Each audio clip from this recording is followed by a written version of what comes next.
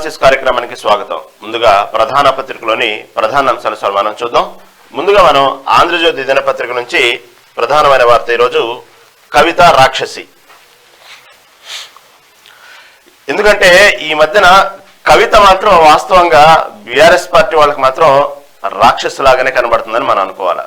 ఎందుకంటే కవిత ఎక్కువ పెడుతున్న బాణాలు ఒక్కొక్కటి బీఆర్ఎస్ పార్టీకి తలనొప్పిగా మారిందని చెప్పుకోవాలి. మనం మొన్నటికి మొన్న జూబ్లీహిల్స్ ఉప ఎన్నికల విజయం తర్వాతనే కాదు, అప్పుడు ఇచ్చినటువంటి కర్మైట్స్ బ్యాక్ తో పాటు గతంలో దానికి ముందు చేసినటువంటి వ్యాఖ్యలు కూడా, ఇటు కవిత చేసినటువంటి వ్యాఖ్యలు పదే చేస్తున్నటువంటి వ్యాఖ్యలు మాత్రం బీఆర్ఎస్ పార్టీకి పెద్ద తలనొప్పిగానే మారిందని చెప్పుకోవాలి. ఎందుకంటే పక్క బీఆర్ఎస్ పార్టీ ఇదే లైట్ గా తీసుకోవాలి అని అంటున్నప్పటికీ కూడా అంతర్మదనం మొదలైంది.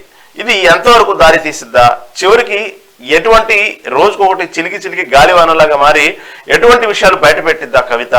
ఎందుకంటే పదే కవిత చేస్తున్న వ్యాఖ్యల్లో తొందరలో బయట పెడతాను, తొందరలో మరిన్ని విషయాలు బయట పెడతానని, అది తొందరలో మరిన్ని విషయాలు బయట పెట్టేది ఇప్పుడే బయట పెడితే పోయిద్ది అన్నట్టు ధోరణిలో ఉన్నారు బీఆర్ఎస్ పార్టీ. ఎందుకంటే రానున్న ముందు తరుణంలో స్థానిక సంస్థల ఎన్నికలు ఉన్నాయి, తర్వాత జిహెచ్ఎంసీ ఎన్నికలు ఉన్నాయి, ఆ తర్వాత 1-2 సంవత్సరాల్లో మళ్ళీ అసెంబ్లీ ఎన్నికలు రాబోతా ఉన్నాయి.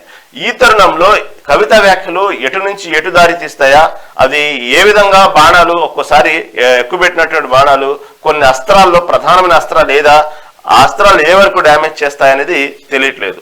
కాకపోతే ఇప్పుడు మాత్రం కేవలం హరీష్ రావు వర్సెస్ కవితగానే సాగుతుంది మ్యాక్సిమం. అప్పుడప్పుడు కేటీఆర్ మీద కూడా 2 పడుతున్నాయి, కానీ చిన్న అస్త్రాలు ఏమైనప్పటికీ కూడా మేజర్ గా మాత్రం కవిత వర్సెస్ హరీష్ రావు ఈ విధంగానే పడుతున్నాయి. ఎక్కడ హరీష్ రావు దీని గురించి ఎక్కడ నోరు మెదపట్లేదు, వన్ సైడ్ గానే వెళ్తున్నాయి ప్రస్తుతానికి.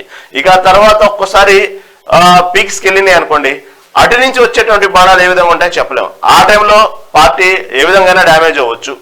ఒక్కోసారి పార్టీని వెనకేసుకొచ్చే ధోరణిలో కొన్ని విషయాలు మాట్లాడేటప్పుడు ఏమైనా జరగవచ్చు. ఎందుకంటే కవిత దాదాపుగా గతంలో చూసుకుంటే ఎప్పుడైతే బీఆర్ఎస్ పార్టీ పెట్టిన తర్వాత, అంటే టీఆర్ఎస్ కానీ బీఆర్ఎస్ పెట్టిన తర్వాత ఈ రజతోత్సవ వేడుకల తర్వాత నుంచి ఒక్కొక్కటి ఎక్కడ కూడా, అంటే కవిత లేఖ విడుదలైనప్పటి నుంచి ఎక్కడ కూడా ఏ సందర్భంలో కూడా పార్టీకి కనీసం చెప్పుకోవటానికి కూడా దానికి సంబంధించి కవిత మాట్లాడే మాటల్ని మళ్ళీ దానికి ఒక ఎక్స్ప్లెనేషన్ కూడా ఇవ్వడానికి కూడా ఆస్కారం లేకుండా పోయింది. దీంట్లో ప్రధానం ఏంటంటే కవిత కాకుండా బీఆర్ఎస్ పార్టీలో వేరే వ్యక్తి అయితే ఇంకోలాగా ఉండేది బీఆర్ఎస్ ధోరణి, బీఆర్ఎస్ యొక్క అటాకింగ్. అక్కడ సీఎం కేసీఆర్ కూతురు కావటమే ప్రధానమైనటువంటి కారణం అయిపోయింది. ఎందుకంటే ఏమాత్రం రివర్స్ గా మాట్లాడాలన్నా కొంతవరకు లిమిటెడ్ గా మాట్లాడాల్సి వస్తుంది, కొంత హద్దుల్లోనే మాట్లాడాల్సి వస్తుంది. దానివల్ల పార్టీకి ఎక్కడో కొంత ఎంత మేరకు దీని గురించి మనం చెప్పుకోవాలా, ఎలా ఫేస్ చేయాలా, జనంలో ఎలా ఫేస్ చేయాలా, మీడియా ముందు ఎలా ఫేస్ చేయాలా, ఇలాంటి రకరకాల ధోరణిలో దాని గురించి పైనుంచి కొన్ని సిగ్నల్స్ ద్వారానే, పైనుంచి వచ్చి కొన్ని రూల్స్ అండ్ కండిషన్స్ ద్వారానే మాట్లాడాల్సి వస్తుంది. ఈ విషయంలో పూర్తిగా మౌనం దాల్చారు కేసీఆర్. ఇదొక పెద్ద ప్రమాదం. ఎందుకంటే ఆయన అంత ఇదిగా మౌనం దాల్చడం వెనక మంచిదా చెడ్డదా అనే దానికంటే కూడా చెడు ఎక్కువ జరిగింది బీఆర్ఎస్ పార్టీకి ఆయన మౌనం దాల్చడం వెనకాల. ఎందుకంటే దానివల్ల దాని అంగీకారం అని కాకపోయినప్పటికీ కూడా పార్టీ పూర్తిగా ఎటు నుంచి ఎటు దానికి చాప కింద నీరులాగా పూర్తిగా డ్యామేజ్ అవ్వడానికి ప్రధానం ఉంది. అంటే ఒక్కసారిగా కేసీఆర్ రివర్స్ లో మాట్లాడి కూతురికి వ్యతిరేకంగా మాట్లాడడం అని కాదు, అక్కడ దాన్ని ఫుల్ స్టాప్ పెట్టే ప్రయత్నం అన్నా కేసీఆర్ చేయాలి. ఆ ఫుల్ స్టాప్ పెట్టేటువంటి ప్రయత్నం చేయకపోగా దానికి తోడు సైలెంట్ గా ఉండేటప్పటికీ ఇంకా తీవ్ర స్థాయిలో రోజుకు నష్టం జరుగుతూ ఉండేది. ఎందుకంటే గతంలో ఆ విడుదల ఎప్పుడైతే తను రాసినట్టు లేఖను ఎప్పుడైతే లీక్ చేశారో అది సహజంగా తన తండ్రికి ఎప్పటికప్పుడు అర్థమవుతా ఉంది. అప్పట్లో కామెంట్లు చేశారు, కానీ యాక్చువల్ గా కవిత ధోరణి, కవిత వ్యక్తిత్వం చూస్తా ఉంటే, ఇక్కడ ఉన్నటువంటి పరిస్థితులు రోజుకి ఇప్పుడు జాగృతి అధ్యక్షురాలుగా చేస్తున్న ధోరణి చూస్తా ఉంటే తను ఎక్కడ కూడా ఆపుకునేటువంటి పరిస్థితులు లేదు, తను ఎక్కడ కూడా కంట్రోల్ అయ్యేటువంటి పరిస్థితి లేదు. దాన్ని బట్టి కొన్ని నమ్మాల్సి వస్తుంది. అంటే నమ్మాల్సి వస్తుంది నిజాలు కాదు. తన తండ్రికి విషయాల్లో, పార్టీ పట్ల ఉన్నటువంటి విషయాల్లో అప్పట్లో నేను లేఖ రాసేదాన్ని, మా పార్టీలో జరుగుతున్నటువంటి కొన్ని విషయాన్ని డైరెక్ట్ చెప్పలేకనో, అవకాశం లేకనో, కొన్ని తండ్రికి ఎప్పుడప్పుడు నేను లేఖల ద్వారా తెలియజేస్తేవాడిని పార్టీకి జరిగేటువంటి నష్టాలు. అదేవిధంగా రాసిన లేఖ ఇది. కాకపోతే దీన్ని ఎవరు ఎంత ఇదిగా కావాలని చెప్పి, నేను ఇండియాలో లేని సమయంలో మా కొడుకు డిగ్రీ తీసుకునే టైంలో అమెరికాకి వెళ్తున్న సమయంలో కావాలని దీన్ని లీక్ చేశారు, పని కట్టుకొని చేశారు. దాని వెనక ఉన్నటువంటి కారకులు ఎవరో కావాలనుకున్నప్పుడు ఇదంతా కొంతమంది హైడ్రామా, ఈ లేఖ విడుదల చేసేది ఏంది, ఇదంతా కావాలని చేస్తుంది కవిత, కావాలనే దీనికి ప్రీ ప్లాన్ గా ఇండియాలో లేని టైంలో ఏదో ఒక స్కెచ్ ప్రకారం జరిగింది ఇది అనేది కొంతమంది వాదన అప్పట్లో. ఇప్పుడు అర్థమవుతున్న సిచ్యువేషన్ ఏంటంటే వాస్తవంగానే కవితకు ఆ అలవాటు ఉంది, అలా లేఖలు రాసే అలవాటు. దాన్ని బట్టి ఇది చాలా కాన్ఫిడెన్షియల్ మ్యాటర్ని కావాలని మీడియాకి లీక్ చేశారనే విషయాన్ని ఇప్పుడున్న పరిస్థితిని బట్టి కొంతవరకు వాస్తవం అనిపించేటువంటి ధోరణిలో జరుగుతూ ఉంది. ఎందుకంటే గతంలో చెప్పింది మా నాన్న దేవుడు, నాన్న చుట్టూ దయ్యాలు ఉన్నాయనేటువంటి వ్యాఖ్యలు వెనక కానివ్వండి. అదేవిధంగా కొంతమంది డైరెక్ట్గానే పార్టీలో ఇటు నల్గొండ, ఇటు మహబూబ్ నగర్ కొన్ని నాయకుల పేర్లు ఎత్తెల్లా కొంతమంది మీద టార్గెట్ చేసి మాట్లాడటం కానివ్వండి. ఆ తర్వాత క్రమేపీ రోజు తర్వాత డైరెక్ట్గా హరీష్ రావు మీద చేసినట్టు వ్యాఖ్యలు కానివ్వండి. ఈ విధంగా చూసుకుంటా ఉంటే దానికి సంబంధించి ఎప్పటికప్పుడు పార్టీ గురించి ఒకసారి, పార్టీలో జరుగుతున్న వాటి గురించి, పార్టీలో జరుగుతున్న నష్టం గురించి ఒకసారి ఆలోచించుకోవాలని కేసీఆర్ చేసినటువంటి వ్యాఖ్యలు. ఇటు పక్క నాన్న దేవుడు అంటూనే పార్టీలో జరగాల్సినటువంటి కార్యక్రమాలు, పార్టీలో జరుగుతున్న నష్టాన్ని మొత్తాన్ని డ్యామేజ్ చేస్తూ మాట్లాడుతుంది కవిత. అప్పట్లో చాలా మంది నాయకులు దాని గురించి విమర్శన చేయడానికి సిద్ధమైనప్పటికీ కూడా ఇటు మాజీ సీఎం కేసీఆర్ కూతురు కాబట్టి కొంతవరకు ఆలోచిస్తున్నారు. ఎందుకంటే ఎక్కడ కూడా ఆ వేడుకల్లో కేసీఆర్ బీజేపీని అనుకున్న స్థాయిలో విమర్శించలేదు అనేటువంటి ఒక బాధ. తర్వాత బీజేపీ పట్ల ఎందుకు అంత సానుకూలత, కావాలని కొందరు బీఆర్ఎస్ పార్టీని కావాలని పనిగట్టుకొని చంపుతున్నారు, కావాలని బీఆర్ఎస్ పార్టీని డ్యామేజ్ చేస్తున్నారు, మెల్లిగా బీజేపీకి తాకట్టు పెట్టాలని చూస్తున్నారు అనేటువంటి వ్యాఖ్యల వెనుక తర్వాత కొన్ని పరిణామాలు, దాని తగ్గట్టుగానే వాస్తవంగా అప్పుడు తను జైల్లో ఉన్నప్పుడు బీజేపీ పార్టీకి విలీనం చేయటాలు అనేటువంటి కండిషన్స్ పెట్టి నన్ను బెయిల్ ఇప్పించాలని మాట్లాడినటువంటి మాటలు, దానికి షరతులు పెట్టారన్నటువంటి మాటలు, ఇవన్నీ కూడా పోను కొన్ని పరిస్థితుల బట్టి అప్పట్లో కవిత మాటలు, ఇలాంటి చాలా వ్యాఖ్యలు ఉన్నాయి లేఖ సమయంలో. అలాంటి సమయంలో చేసినటువంటి కవిత వ్యాఖ్యల్ని బట్టి చూస్తూ ఉంటే అప్పట్లో కొంతవరకు కొన్ని విమర్శలు వచ్చినప్పటికీ కూడా కాలక్రమేణా చూస్తూ ఉంటే కవిత చేసిన వ్యాఖ్యల్లో నిజం ఉందా అనేటువంటి ఆ భావన కూడా కొంతమంది కలుగుతుందనేటువంటి అభిప్రాయం విశ్లేషకులు చెప్పేటువంటి మాట.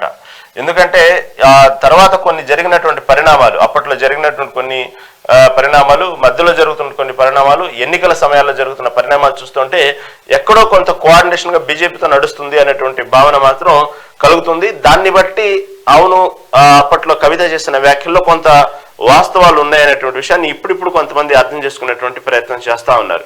ఇక తీరా చూస్తే ఇటువంటి పరిస్థితుల్లో జూబ్లీ హిల్స్ ఎన్నికలు రావడంలో తరుణంలో నేను జూబ్లీ హిల్స్ ఎన్నికల్లో ఎంటర్ అవ్వదలుచుకోలేదు, నేను దానికి సంబంధించిన రాజకీయాలు మాట్లాడదలుచుకోలేదు, సమస్యల పైన పోరాడుతున్నాను, దీనికి సంబంధించి నేను పాదయాత్ర పెట్టుకున్నాను, కానీ నేను దాని గురించి మాట్లాడనటువంటి కవిత క్రమేపీ ఒక్కసారిగా జూబ్లీ హిల్స్ ఎన్నికల ఫలితాలు ఎప్పుడైతే బీఆర్ఎస్ పార్టీకి వ్యతిరేకంగా వచ్చి కాంగ్రెస్ పార్టీ అనుకున్న స్థానికంటే కూడా, అంటే దాదాపుగా విశ్లేషకులు కానీ అందరి అభిప్రాయం ఏంటంటే అధికారంలో ఉన్నటువంటి పార్టీ కాంగ్రెస్ పార్టీ గెలవచ్చు.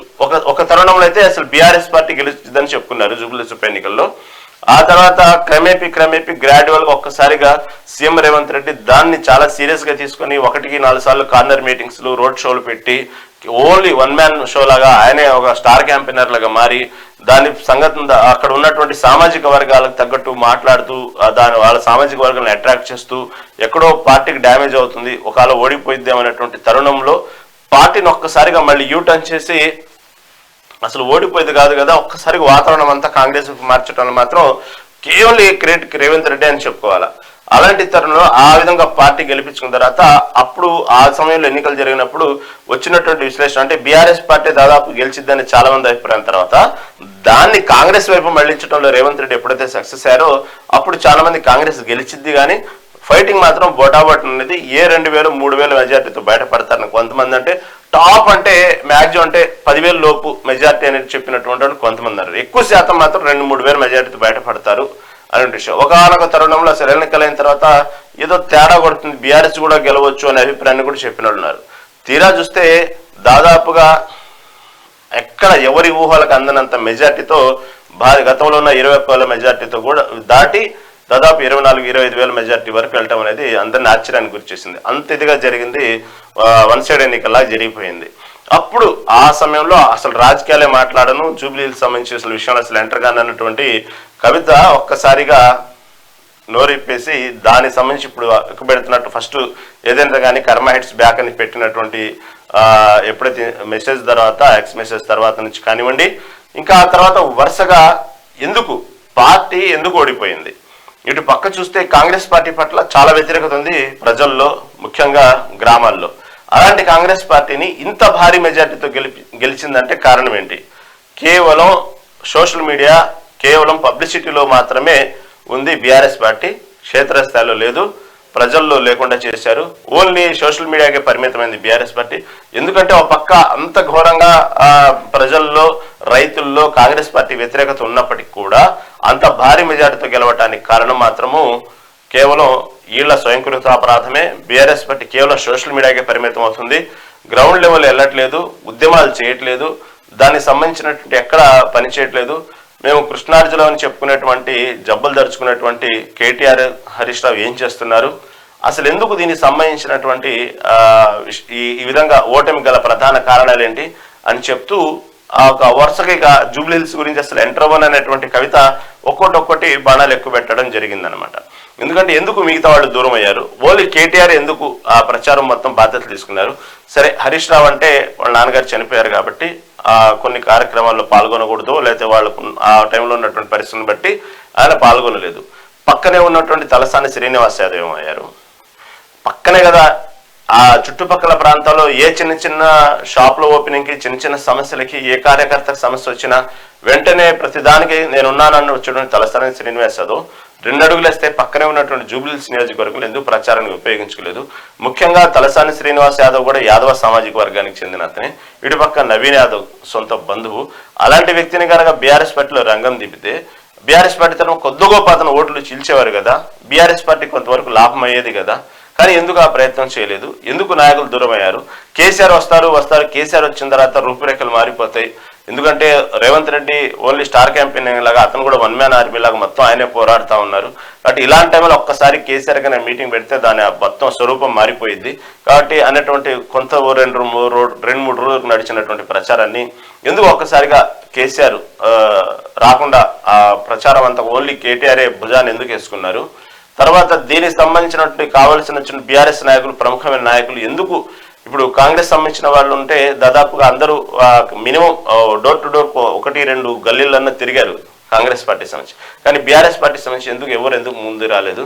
ఇదంతా కేవలం గెలుపు గనక ఒకవేళ బీఆర్ఎస్ పార్టీ గెలిచేటువంటి పరిస్థితి వచ్చి గెలిచినట్టయితే ఇది మొత్తం క్రియేట్ అంతా కేటీఆర్ కొట్టేసేవాళ్ళ, లేదా దానికి సంబంధించిన భవిష్యత్తులో మొత్తం కూడా కేటీఆర్ పగ్గాలు తీసుకోవడం కోసం కేటీఆర్ నడిపించారు అని, రథసారథిగా చేశారు అని చెప్పుకోవడానికి ఈ విధంగా చేశారు. ఓడిపోగానే కేవలం దొంగ ఓట్లను, లేకపోతే రౌడీజమను, లేకపోతే దానికి సంబంధించిన డబ్బులు భారీగా ఖర్చు పెట్టారను, ఈ విధంగా ప్లేట్ మార్చడం వెనక కారణం ఏంటి? అదే గెలిచినట్టయితే మొత్తం కేటీఆర్ కొట్టేవాడు క్రియేట్. ఈ విధంగా రకరకాల ప్రచారాలతో ఇప్పుడు జరుగుతున్న పరిణామాలు ఒక్కసారిగా కవిత ఈ విధంగా నోరు తెరవటం, దానికి సంబంధించినటువంటి కృష్ణార్జులు అంటాం, జబ్బలు తెరుచుకోవటం ఎందుకు అంటాం, గ్రౌండ్ లెవెల్ ఉద్యమాలు చేయట్లేదు అంటాం, కర్మ హిట్స్ బ్యాక్ అంటాం, ఇప్పుడు ఒక్కోటి ఈ నోరు తెరవటం. దానికి సంబంధించినటువంటి ఏదైతే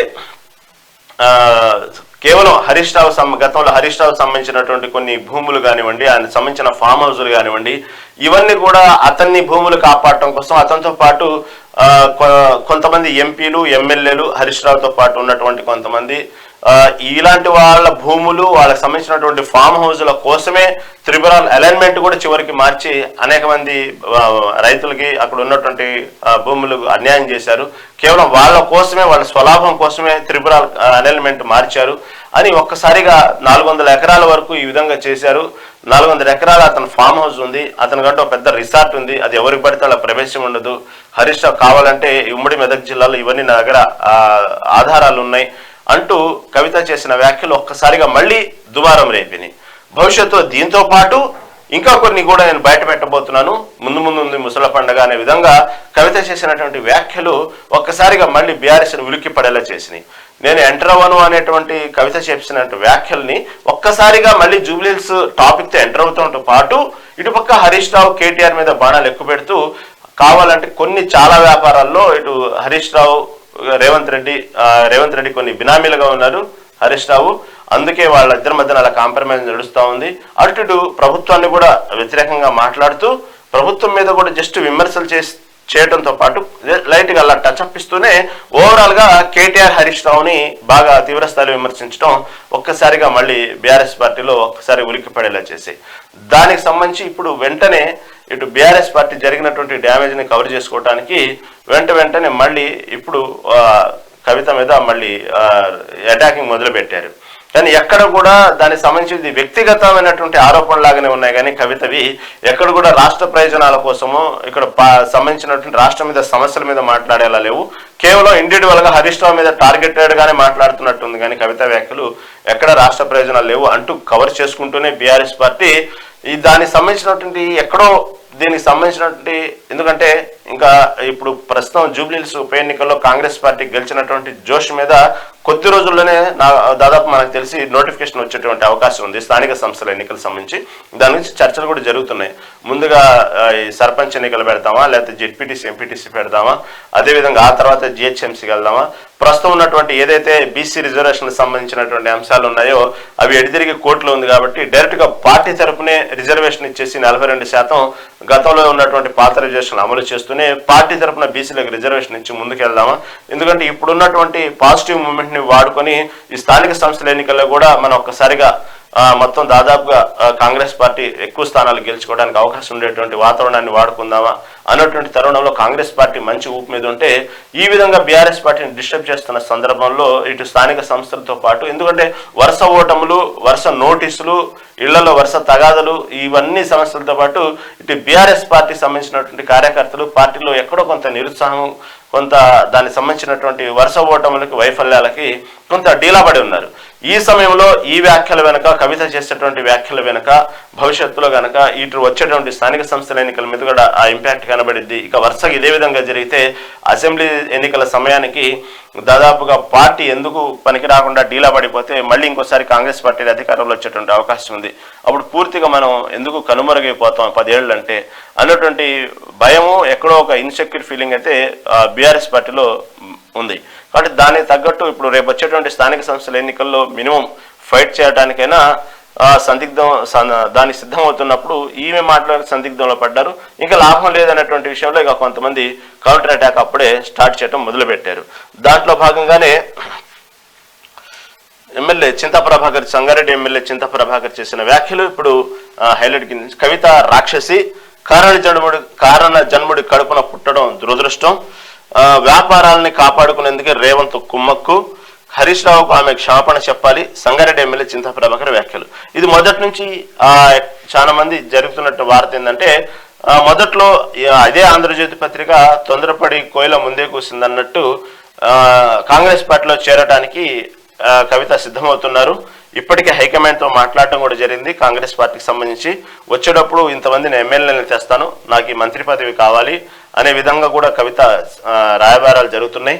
అదే సమయంలో ఈ బనకచర్ల ప్రాజెక్టు విషయంలో రేవంత్ రెడ్డి ఢిల్లీలో ఉండటం, అక్కడ హైకమాండ్ మళ్ళీ ఏం చేద్దాం, కవిత ఆ విధంగా ప్రాసెస్ ఉంది, ఎలా మాట్లాడదామంటే రేవంత్ రెడ్డి దాన్ని కొన్నాళ్ళు వేచి చూద్దాం, అప్పుడే వద్దు అనేటువంటి విషయాన్ని వాళ్ళకి చెప్పినట్టు, కాదు తీసేసుకుందామని హైకమాండ్ గట్టిగా చెప్పినట్టు, మీ ఇష్టం అని ఆయన అన్నట్టు, ఇలా రకరకాలుగా వార్తలతో ఆంధ్రజ్యోతి దినపత్రిక ప్రచురించినప్పుడు ఇదే కవిత మీరు ఎలా రాస్తారు అని సీరియస్ అవ్వటం దానికి సంబంధించి జరిగింది. అప్పటి నుంచి కూడా ఎక్కడో చోట కొంత స్మెల్ వస్తానే ఉంది దానికి సంబంధించి. రేవంత్ రెడ్డి ఇది కవిత దాదాపు కాంగ్రెస్ పార్టీ వైపు సాఫ్ట్ కార్నర్గా ఉన్నారు, చేరేటువంటి అవకాశం ఉందన్నటువంటి విషయాన్ని ఆ తర్వాత కొన్ని పత్రికలు, ఆ తర్వాత కొన్ని విశ్లేషణలు, కొంతమంది మేధావులు చెప్పినటువంటి విశ్లేషణ ఎక్కడో కొంత బెడిసి కొట్టింది. లేకపోతే ఈ పార్టీకి ఎప్పుడో కాంగ్రెస్ పార్టీలో చేరాలి అనేటువంటి విషయాన్ని కూడా కొంతమంది ఇప్పటికీ చెప్తుంటారు. అదేవిధంగా తనకు ఉన్నటువంటి వ్యాపారాన్ని కాపాడుకునే విధంగా ఆల్రెడీ ఇప్పటికే జైలుకి వెళ్ళొచ్చారు. కొన్ని ఇంకా వ్యాపారం ఉన్నటువంటి ఉన్నాయి ఆమె సంబంధించి, అవన్నీ కాపాడుకోవటం కోసమే రేవంత్ రెడ్డి పట్ల కొంత కవిత చేసేటువంటి వ్యాఖ్యలు కొంచెం ఏదో సీరియస్ గా తీవ్రంగా విమర్శలు ఉండవు, కానీ కొద్ది గొప్ప విమర్శలు మాత్రం ఉంటాయి. కానీ రేవంత్ రెడ్డికి మాత్రం కొమ్ము కాస్తా ఉన్నారు. ఇదంతా ప్రీ ప్లాన్ గా జరుగుతుంది. రేవంత్ రెడ్డితో తను దాదాపు కుమ్మక్కయిందనే విషయాన్ని ఇప్పటికీ కొంతమంది బీఆర్ఎస్ నాయకులు చెప్తానే ఉంటారు. కానీ కవిత అవకాశం వచ్చినప్పుడల్లా వాస్తవంగా రేవంత్ రెడ్డితో పాటు ప్రభుత్వాన్ని విమర్శిస్తూనే ఉంటారు. సరే, రాజకీయాల్లో ఇవన్నీ కూడా నటులకు మించినటువంటి సహజ నటులు ఎక్కువ కాబట్టి రాజకీయాల్లో ఇవన్నీ మనం నమ్మటానికి కూడా లేవు, కానీ వినేయన్ని కూడా నిజాలు అనుకోవటానికి లేవు, చూసేవన్నీ కూడా నిజాలు అనుకోవటానికి లేవు. ఇక్కడ ఎవరు శాశ్వత మిత్రులు ఉండరు, ఎవరు శాశ్వత శత్రువులు ఉండరు. ఇంకా ఒక రకంగా చెప్పాలంటే ఆర్టిస్ట్ కంటే కూడా ఇంకా బాగా నటిస్తారు రాజకీయ నాయకులు. దీనికి సంబంధించి మనం చెప్పలేం. అయినప్పటికీ కూడా ఎక్కడో ఒక చోట మాత్రం ప్రతిసారి బీఆర్ఎస్ నాయకులే పదే పదే వ్యాఖ్యలు చేయటం, రేవంత్ రెడ్డితో కుమ్మక్కయ్యారు, కావాలనే ఈ విధంగా పార్టీని వెన్నుపోటు పొడుస్తున్నారు అనే విషయాన్ని ఇటీవల కొన్ని మీడియా ఛానల్స్ లో ఇంటర్వ్యూలో ఉన్నప్పుడు కూడా డైరెక్ట్ కేటీఆర్ని అడిగినటువంటి సందర్భాలు ఉన్నాయి. ఇలా రేవంత్ రెడ్డితో కవిత కుమ్మక్కయ్యారు అనేటువంటి విషయాన్ని కొన్ని ప్రముఖ ఛానల్స్ ఇంటర్వ్యూ చేస్తున్నప్పుడు డైరెక్ట్ కేటీఆర్ని అడిగినటువంటి సందర్భాలు కూడా ఉన్నాయి. అయితే ఇదే వ్యాఖ్యల్ని మళ్ళీ ఈ రోజు చింతా ప్రభాకర్ కూడా తీవ్రంగా వ్యాఖ్యలు చేయడం జరిగింది. ఒక మాజీ సీఎం కేసీఆర్ కడుపున కారణ జడముడి కడుపున ఇలా రాక్షసి పుట్టింది అంటాం, దురదృష్టం అంటాం, ఇలా చేస్తున్నటువంటి వ్యాఖ్యలు హరీష్ రావు క్షమాపణ చెప్పాలి. ఈ విధంగా పదే పదే హరీష్ రావు మీద ఇంత తీవ్రమైన విమర్శలు చేయడం మంచిది కాదు విషయాన్ని. కానీ తను హరీష్ రావు పట్ల వ్యాఖ్యలు చేస్తూనే హరీష్ రావు పట్ల గతంలో మొన్న హరీష్ రావు తండ్రి చనిపోయినప్పుడు కవిత వెళ్ళి వాళ్ళ ఇంటికి వెళ్ళి హరీష్ రావుని పరామర్శించడం కూడా జరిగింది. సరే, రాజకీయాలే, బంధుత్వమే, విమర్శలే అనేటువంటి విషయాన్ని మనం సహజంగానే చూడాలి, దాన్ని లింక్ పెట్టకూడదు. ఏదేమైనప్పటికీ కూడా కవిత చేసే వ్యాఖ్యలు కేవలం అది హరీష్ రావునే టార్గెటెడ్ గా మాట్లాడుతూ, కేటీఆర్ ని టార్గెటెడ్ గా మాట్లాడుతూ కనబడ్డప్పటికీ రికవరీ చేసుకోలేని పరిస్థితిలో బీఆర్ఎస్ పార్టీ ఉందని చెప్పుకోవాలి.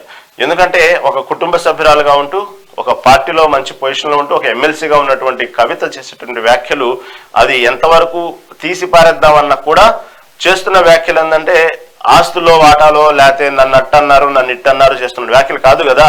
సొంతగా చేసుకున్నటువంటి దాగుడు మూతల వ్యవహారం, తిట్లు, దండారులు ఈ కాదు కదా జరుగుతుంది.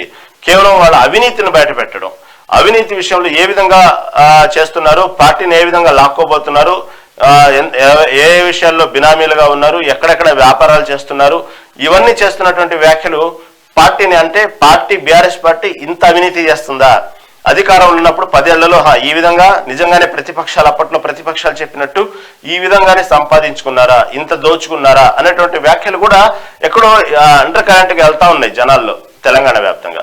వెళ్తున్నప్పుడు కేవలం అది హరీష్ రావు కేటీఆర్ మీద విమర్శనాస్త్రాలు లేవు, ఒక పక్క పార్టీకి కూడా భారీ స్థాయిలో డ్యామేజ్ గా కనబడతా ఉన్నాయి. ఎందుకంటే ఇంత అవినీతి జరిగిందని పదే రేవంత్ రెడ్డి అప్పట్లో చెప్పడం ఇప్పుడు చెప్తున్నారు. అలాగే ఎంతమంది కాంగ్రెస్ నాయకులు అప్పుడు చెప్పేవారు ఇప్పుడు చెప్తున్నారు. ఆ వ్యాఖ్యల్ని నిజం చేసేలాగున్నాయి కవిత చెప్పేటువంటి వ్యాఖ్యలు. అంటే అధికార దుర్వినియోగం చేశారు, అధికారాన్ని అడ్డం పెట్టుకుని ఈ విధంగా ఫామ్ హౌస్లు, ఈ విధంగా ఎవరికి ఫామ్ హౌస్లు లేవు, ఎవరికి 100 ఎకరాలు లేవు చెప్పండి అంటూ పదే చెప్పినటువంటి సీఎం రేవంత్ రెడ్డి వ్యాఖ్యల్ని ఈరోజు కవిత అదే నిజం చేస్తున్నారు. ఎందుకంటే ఒక పక్క హరీష్ రావు ఫామ్ హౌస్ల గురించి, ఇటుపక్క కేటీఆర్ ఫామ్ హౌస్ల గురించి, వాళ్ళకు ఉన్నటువంటి అవినీతి బిజినెస్ల గురించి, అదేవిధంగా వాళ్ళు కేవలం వాళ్ళ భూములు దానికి సంబంధించిన రియల్ ఎస్టేట్లు ఇవన్నీ కాపాడుకోవడం కోసం చివరికి త్రిపుర అలైన్మెంట్ కూడా మార్చడం వల్ల ఎంతో మందికి నష్టం కలిగిన విషయాన్ని ఇలాంటి ప్రస్తావనలు చేస్తూ ఇంకా ముందు అనేక ఉన్న విషయాలను బయట పెడతానంటే వెనక కేవలం అది ఇండివిజువల్ గా వ్యక్తిగతమైన ఆరోపణలు లేవది, పార్టీని కూడా అప్పట్లో అధికార దుర్వినియోగం జరిగింది అనేటువంటి విషయాన్ని కూడా పార్టీ కూడా డ్యామేజ్ కలిగే విషయంగా ఉన్నాయి. కాబట్టి ఇప్పుడు ఇక బీఆర్ఎస్ నాయకులు ఇంకా ఊరుకుంటే భవిష్యత్తులో స్థానిక సంస్థల్లో కూడా ఇదే విధంగా మనం ఫేస్ చేయలేము, భవిష్యత్తులో తిరగలేము, ఓట్లు అడగలేము, ఇంకా భవిష్యత్తులో పార్టీని మాత్రం తీవ్రంగా నష్టం జరిగేటువంటి అవకాశం ఉందని ఇప్పుడు దానికి సంబంధించి కవిత చేస్తున్న వ్యాఖ్యలు. ఓ పక్కన జూబ్లీహిల్స్ ఎన్నికల ఫలితాల తర్వాత దానికి సంబంధించినటువంటి జిల్లా వ్యాప్తంగా పర్యటనలు చేయాల్సిందే, పార్టీని బతికించుకోవాలని చెప్పి కేసీఆర్ ఫామ్ హౌస్ కు మరీ కేటీఆర్ని పిలిపించుకునేలా జ్ఞానోదయం చేయడం జరిగింది. దానికి సంబంధించి ఇప్పటికే ఎలా ప్రణాళికలు వేయాలి, జిల్లా పర్యటనలు ఎలా చేయాలనే విధంగా తలామునకలై ఆ పనిలో బిజీగా ఉన్నారు బీఆర్ఎస్ పార్టీ. ఈ సందర్భంలో ఇటు కవిత చేసిన వ్యాఖ్యల్ని బట్టి ఇంకా పబ్లిక్ లో మనం తిరగాలన్నా కూడా మనకు విమర్శనాస్త్రాలు వస్తాయి, ప్రజల నుంచి వస్తాయి. కాబట్టి దీనికి ఇక లాభం లేదు, ఫుల్ స్టాప్ పెట్టాల్సింది ఈ వ్యాఖ్యల పట్ల. అలాంటి విషయాల్లో మాత్రం బీఆర్ఎస్ పార్టీ ఒక అడుగు ముందుకేసి కవితని విమర్శించడం, డైరెక్ట్ బాణాలు ఎక్కువ పెట్టడం ఇంకా మొదలు పెట్టారు. ఎందుకంటే దీనికి సంబంధించి కేసీఆర్ మౌనంగా ఉండటం ఒకటి పార్టీ ఇంకా డ్యామేజ్ చేసే విధంగా ఉన్నాయి. కాబట్టి ఇక లాభం లేదనేసి ఇంకా చింతా ప్రభాకర్ లాంటి వ్యక్తులు ఇక మెల్లిగా మొదలు పెట్టారు. అదేవిధంగా నిజామాబాద్ లో చెల్లని రూపాయి ఇక్కడ చెల్లుతుందా, ఎమ్మెల్యే హరీష్ రావు, ఎమ్మెల్యే మాణిక్రావు ఎద్దేవా, ఆమె కాంగ్రెస్ ట్రాప్ లో పడ్డారు, పార్టీ విపి వివేకానంద. అదేవిధంగా చూడండి, నిజామాబాద్ లో చెల్లని రూపాయి ఇక్కడ చెల్లుతుందా అంటూ ఎమ్మెల్యే మాణిక్రావు కూడా ఎద్దేవా చేస్తారు. ఇక ఒక్కొక్కడుగా ఇక అటాకింగ్ మొదలు పెట్టారు.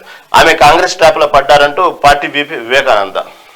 కాబట్టి ఆమె నిన్న ఈ వ్యాఖ్యలు చేస్తూనే నిన్న చేసినటువంటి తెలంగాణ సంబంధించినటువంటి ఆమె జాగృతి అధ్యక్షురాలుగా మాట్లాడుతూ నిన్న చెప్పిన మాటల్లో కూడా దాదాపు విద్యా వ్యవస్థని 10 ఏళ్లుగా ఎందుకు పనికిరాకుండా చేశారు, విద్యా వ్యవస్థని చాలా నాశనం చేశారు, అంటూ చెప్తూనే కవిత కాంగ్రెస్ పార్టీ వచ్చి 2 ఏళ్లైంది. గతంలో ఇదే వ్యాఖ్యలు కాంగ్రెస్ పార్టీ విమర్శించేది బీఆర్ఎస్ మీద, విద్యా వ్యవస్థని చాలా సర్వనాశనం చేశారు సంబంధించినటువంటి టీఆర్ఎస్ కానివ్వండి, బీఆర్ఎస్ పార్టీ కానివ్వండి అని చెప్పినటువంటి కాంగ్రెస్ పార్టీ వచ్చి 2 ఏళ్లైనా కాంగ్రెస్ పార్టీ కూడా అదే ధోరణిలో వెళ్తుంది. కాబట్టి 12 ఏళ్ల నుంచి చూస్తే తెలంగాణ వ్యాప్తంగా విద్యా వ్యవస్థ మాత్రం చాలా ఘోరంగా ఉంది, చాలా భ్రష్టు పట్టింది. దీన్ని సమూల మార్పు చేయాలి. దీనికని కేసీఆర్ ఇటు రేవంత్లపై కవిత విమర్శలు చేయడం జరిగింది. అంటే గతంలో ఉన్న 10 ఏళ్లు బీఆర్ఎస్ పార్టీ కూడా విద్యా వ్యవస్థ పట్ల సరైనటువంటి ప్రణాళికలు లేకుండా విద్యా వ్యవస్థని అక్కడికక్కడ ఇటు గిరిజన తండాల్లో కానీ ఇవన్నీ కూడా తన యొక్క వ్యత్యాసం చూపిస్తూ దానికి సంబంధించి వివక్ష చూపించారు విద్యా వ్యవస్థలో అని చెప్తూనే విద్యా వ్యవస్థను ఎందుకు పనికిరాకుండా చేశారు, 10 ఏళ్లు సర్వనాశనం చేశారని చెప్తూనే అలాంటి వ్యాఖ్యలు మొన్నటి వరకు చెప్పుకున్న కాంగ్రెస్ పార్టీ కూడా వచ్చిన 2 ఏళ్లలో చేసింది ఏం లేదు, వాళ్ళు పెద్ద మార్పులు తీసుకొచ్చింది లేదంటూ ఇద్దరిని విమర్శిస్తూ నిన్న చేసిన కవిత వ్యాఖ్యల్ని కూడా హైలైట్ చేశారు. తర్వాత బీఆర్ఎస్ వాళ్ళ కామెంట్లకు జాగృతి కౌంటర్ ఉంటుందని హెచ్చరిక. ఎప్పటికప్పుడు బీఆర్ఎస్ పార్టీ ఎప్పుడైతే ఈ కామెంట్లు మొత్తం తన దృష్టికి వచ్చినప్పుడు మీరు జాగృతి తరపున సైలెంట్గా ఉంటాం అనుకుంటున్నారేమో, దానికి సంబంధించినటువంటి ప్రతి కౌంటర్లు కూడా ఉంటాయంటూ హెచ్చరిక జారీ చేశారు కవిత. దాంతోపాటు కర్మ హిట్స్ బ్యాక్ అన్నారు. దాని అర్థం ఏంది, ఎవరిది ఏంది, అసలు ఎందుకు అన్నారు అన్న వ్యాఖ్యల్ని పదే ఆవిడ విలేకరులు ప్రశ్నించినప్పుడు కూడా కవిత దానికి సమాధానం చెప్పకుండా జై తెలంగాణ అంటూ దాటవేశారు. ఈ విధంగా ఇప్పుడు కవిత మాత్రం ప్రస్తుతం తెలంగాణ రాజకీయాల్లో నిన్నటి వరకు జూబ్లీస్ ఉప ఎన్నికల తర్వాత మళ్ళీ ఒక్కసారిగా లైమ్లైట్ లోకి వచ్చి మళ్ళీ దానికి సంబంధించి ఎప్పటికప్పుడు మీడియా ముందుకు మాత్రం ప్రత్యక్షమవుతున్నారు కవిత. ఇక ముందు దానికి సంబంధించినటువంటి ఎందుకంటే కొత్త పార్టీ పెట్టబోతున్నారు అనేటువంటి వార్తల నేపథ్యంలో దానికి సంబంధించినటువంటి సిద్ధమవుతున్న క్రమంలో ఇప్పుడు పదే కవిత చేస్తున్న వ్యాఖ్యలు, తను చేస్తున్నటువంటి ఏదైతే ఎక్కడెక్కడ ప్రజా సమస్యల మీద పాదయాత్ర చేస్తున్నట్టు సందర్భంలో ఇక ముందు అంటే సందర్భం వచ్చినప్పుడల్లా అక్కడ ఉన్నటువంటి ఎక్కడైతే తిరుగుతున్నారో అక్కడ ఉన్నటువంటి సమస్యల మీద లేవనెత్తుతారు, అక్కడ ప్రభుత్వాన్ని ఎండగడతారు అనుకుంటే వెళ్ళిన చోటల్లా ఆమెకి ఎదురవుతున్న ప్రశ్నలు కానివ్వండి, అది ఆటోమేటిక్గా జరుగుతున్న యాక్సిడెంటల్ వాతావరణం కానివ్వండి, ఏమైనా కానివ్వండి ప్రభుత్వాన్ని విమర్శించే దానికంటే కూడా ఎక్కువగా బీఆర్ఎస్ పార్టీ మీద ఎక్కువగా ఫోకస్ గా మాట్లాడుతూ పదే హరీష్ రావు ఇటుపక్క కేటీఆర్ మీద కామెంట్లు చేసే విధంగానే ఆమె ధోరణి నడుస్తూ ఉంటే దాన్ని బట్టి వీళ్ళు బీఆర్ఎస్ వాళ్ళు కూడా పదే కాంగ్రెస్ ట్రాప్ లో పడ్డారు.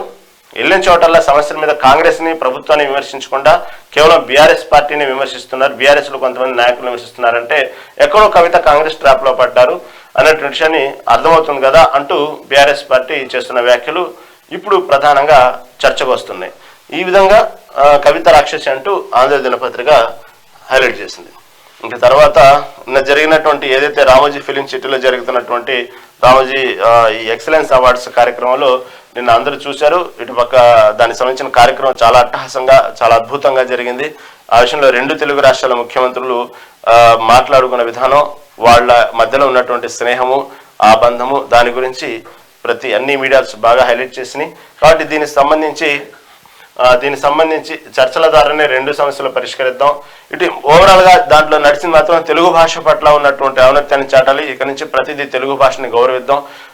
దానికి సంబంధించినటువంటి అనేక మంది ఉపరాష్ట్రపతి వెంకయ్యనాయుడు కానివ్వండి, ప్రస్తుతం మాజీ ఉపరాష్ట్రపతి వెంకయ్యనాయుడు కానివ్వండి, ప్రస్తుతం ఉన్నటువంటి ఉపరాష్ట్రపతి రాధాకృష్ణన్ కానివ్వండి, వీళ్ళందరూ చేసిన వ్యాఖ్యలు నా హైలైట్ గా నిలిచింది. ఆ ప్రోగ్రాం చాలా చక్కగా నడిచింది. అసలు ఏం జరిగింది, దాని గురించి ఏం మాట్లాడుకున్నారు, ఎందుకు తెలుగు భాష పట్ల ప్రతిదీ గవర్నమెంట్ సంబంధించిన వచ్చిన ప్రతి దాంట్లో జీవోలు ప్రతిదీ కూడా తెలుగు భాషలోనే రావాలని సీఎం రేవంత్ రెడ్డి చేసిన వ్యాఖ్యలు కానివ్వండి, ఇవన్నీ కూడా అసలు ఏం జరిగినాయి ఇవన్నీ తెలుసుకోవడానికి ఒక స్మాల్ బ్రేక్ తీసుకుని విశ్లేషకుల దగ్గరికి వెళ్ళి మళ్ళీ కలుద్దాం. మనం స్మాల్ బ్రేక్ తీసుకుందాం.